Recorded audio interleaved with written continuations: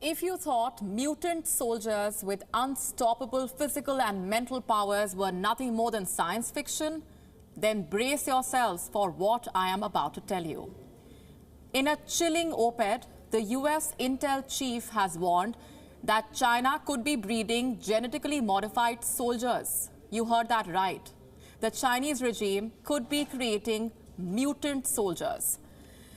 This possibility has been raised by John Ratcliffe, a former Republican congressman and the director of national intelligence under the Trump administration. Ratcliffe has released an exhaustive report labeling China as the biggest threat to democracy and freedom since the Second World War. He says Beijing is bent on global domination and is giving increasing importance to biotechnology in its military strategy in order to achieve its ambitions. He has warned that Chinese authorities have been conducting human tests on members of the People's Liberation Army in the hopes of developing soldiers with biologically enhanced capabilities. Capabilities like lifting huge weights, infrared night vision, and running at high speeds over extreme distances. Ratcliffe says there seems to be no ethical limit to China's pursuit of power. Time and again, several US-based think tanks have issued similar warnings about soldiers having no physical, physiological, or cognitive limitations.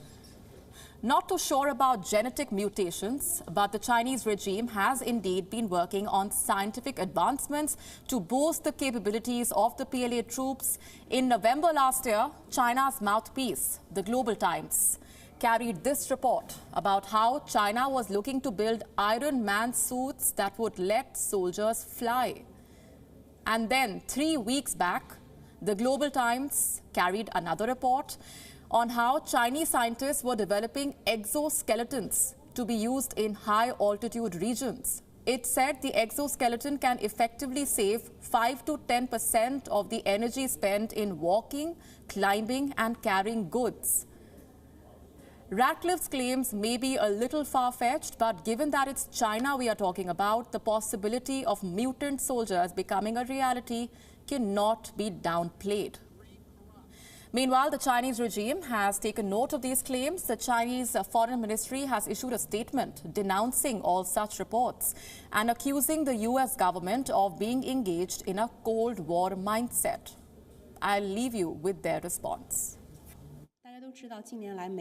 In recent years, the US has heavily pushed unilateralism, broken its promises and withdrawn from alliances, damaging multilateralism and global cooperation. Who is the upholder of global peace and who damages the global order? The global community can see at a glance. We hope some US politicians will respect facts, stop its fabrications, stop concocting and spreading the political virus and political lies, stop damaging US-China relations and US-China mutual trust and cooperation. Otherwise, it will further damage the US's reputation and national image.